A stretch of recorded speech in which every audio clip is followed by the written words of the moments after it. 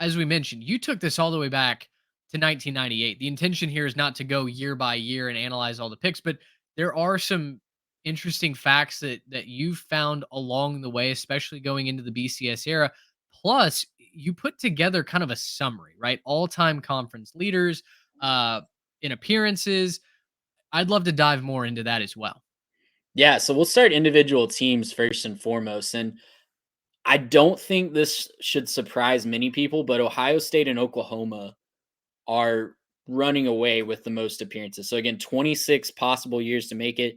Ohio State made it 20 of those 26 possible years. Just an insane level of just high level consistency.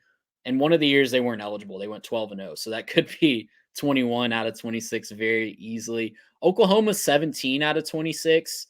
Again, just very consistently good.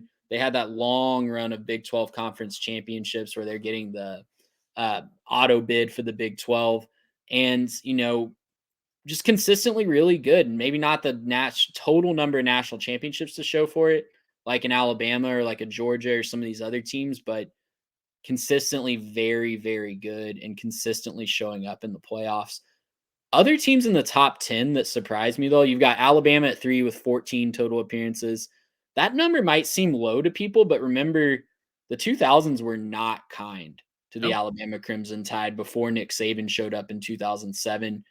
That was a rough, rough time to be an Alabama fan. So they get 14. Georgia's at 13, Florida at 11, Oregon at 11. How about Kansas State?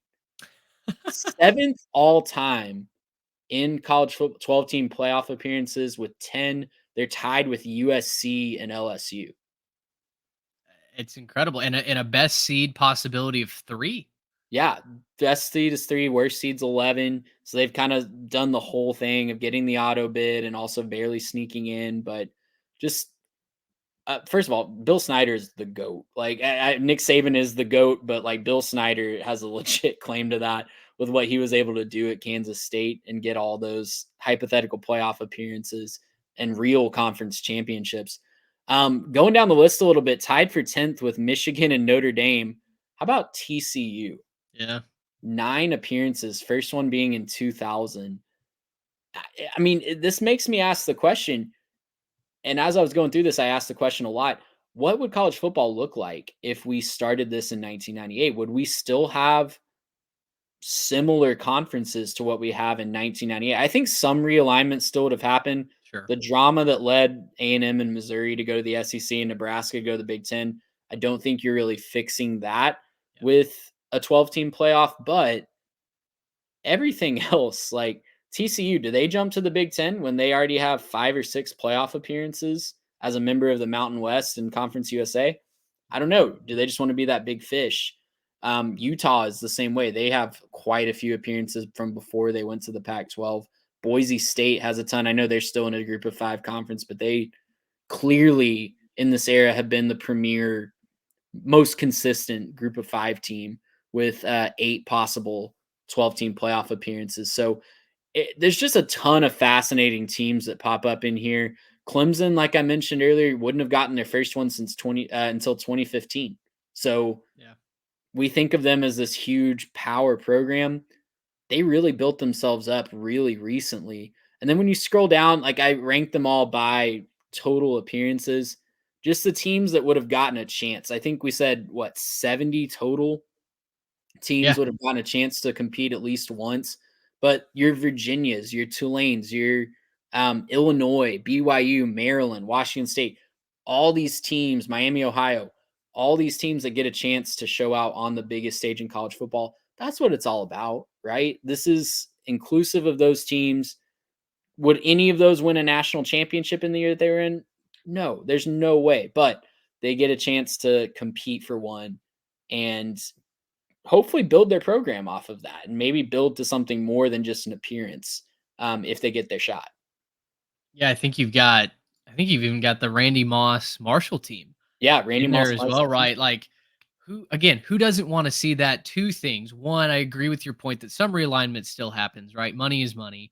That's at the heart of this realignment, right? Is the cash, the TV deals that go along with being in the SEC, with being in the Big Ten now. But to your point, I think this model protects regionality in a way that has been thrown to the wolves in college sports. If there are avenues to have competitive football, no matter where you are in the country, and play for a championship, have a chance for your games and your schedule to matter, I think we get to protect regionality, despite the expansion to 12 teams. So, again, I just think it's another point in the favor of this expansion. Now, listen, regionality is largely gone. I think there's a chance that in this new order of college football, you kind of have the haves and, for lack of a better term, the have-nots. But boy, I think regionality is coming back to everyone that isn't going to realistically be able to compete for a national championship on a year in, year out basis, right? Like, you cannot tell me that the Sun Belt is not a blast to watch each and every week, that the American, or heck, Conference USA is trying to rebuild. We'd thrown them to the wolves, and they are doing their absolute best to rebuild. The storylines in each of those conferences are what makes college football great. And we all want to pay attention to them each and every week, regardless of if New Mexico State gets to play for a national championship game or not. And again, I keep beating this drum, but you cannot alienate millions of fans and expect this machine to keep on churning. You just can't. And going up a level, if the power wannabe power programs of the world that are a step below the what we would call the blue bloods right now, if we kept a 4 team or a 2 team situation and those programs just realize we're never going to make that cut, right? They're eventually going to give up and they're going to stop plugging in, and this whole machine is just going to crash. You need everybody. You need everybody to have access to this tournament, in my opinion, to keep this machine rolling. And I think this 12-team playoff gives us just that. Well, there you go. Trey's going to put a number of these graphics on Twitter. So another reason to be following us at 3Tech Pod. Again, so much data, it would be impossible to sort through all of it, show all of it here on YouTube or on the podcast side. So we decided to spare y'all from the Library of Congress reading that could have been. But head on over to at 3Tech Pod if you'd like to see more. Trey's going to be putting all of that work out there for your review. Would love to hear your feedback on it. Gracious him. How about that?